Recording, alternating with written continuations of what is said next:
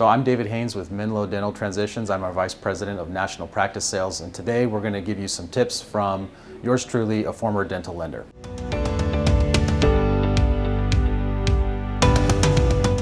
So liquidity as you're buying a dental practice is really important. If you don't have liquidity, if you don't have 10% of the purchase price of the practice in cash, you may be tempted to borrow from a family member or friend. This can be a little bit tricky. Oftentimes the bank will consider liquidity from a friend or family member to be a form of debt. So you want to make sure that if something is received from a friend or family member, that it is truly a gift and not necessarily a loan. And you may want to get that in writing if you're low on liquidity.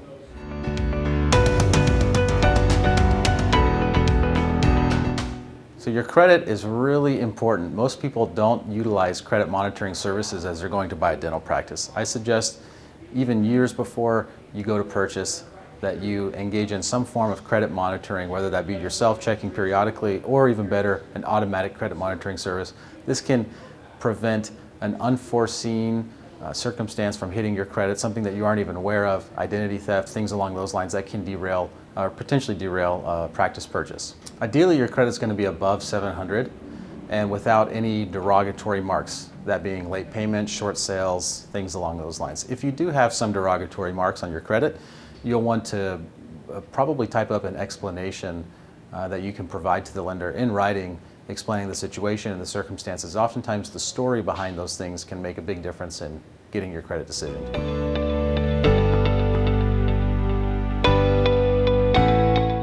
It is possible to buy shortly after graduating dental school, but you'll need a few things in your favor. Number one, liquidity, good credit, practice history, even though it may only be 6 months or thereabouts. You'll want to have some pretty good practice history, production reports, things along those lines. If you go to buy a big practice, that can be extremely challenging. The more time you have as a practicing dentist, the better off you are.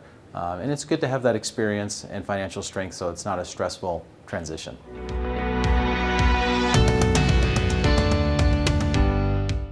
If you're having trouble finding a practice and want to consider a startup as an alternative, that can be a great solution, but there are a lot of potential pitfalls along the way as you build that out. So number one, you want to make sure you have a good team around you, and specifically contractors and other consultants to help give you advice along the way.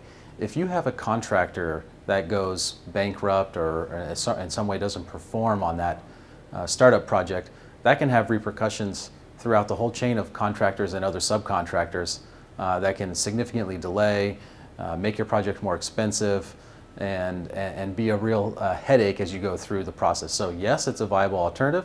Lots of people do it, but you want to make sure you have a good team surrounding you.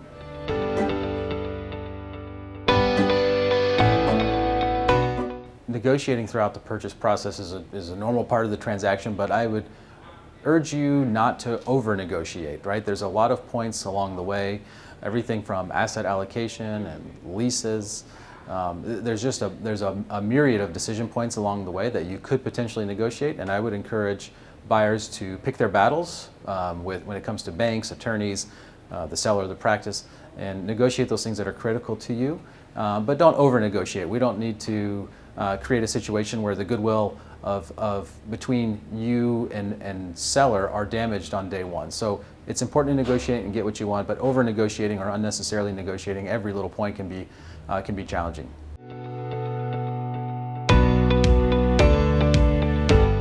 Most people want to purchase a house at about the same time that they purchase a practice.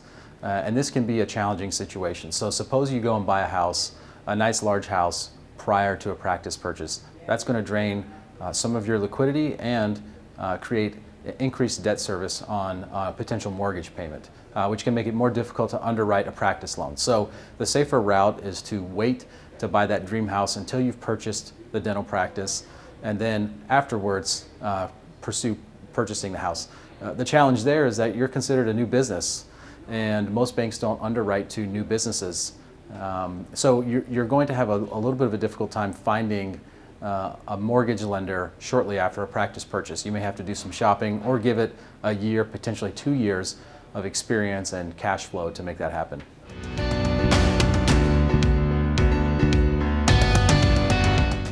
If you purchase the house, you can buy a practice almost immediately if you have the proper liquidity, and the house payment isn't so large that it causes debt service to become too low for the bank to underwrite. So it's possible, it just poses some increased risk because oftentimes we don't really know what your cash flow is going to be until we have a practice with those figures in front of us.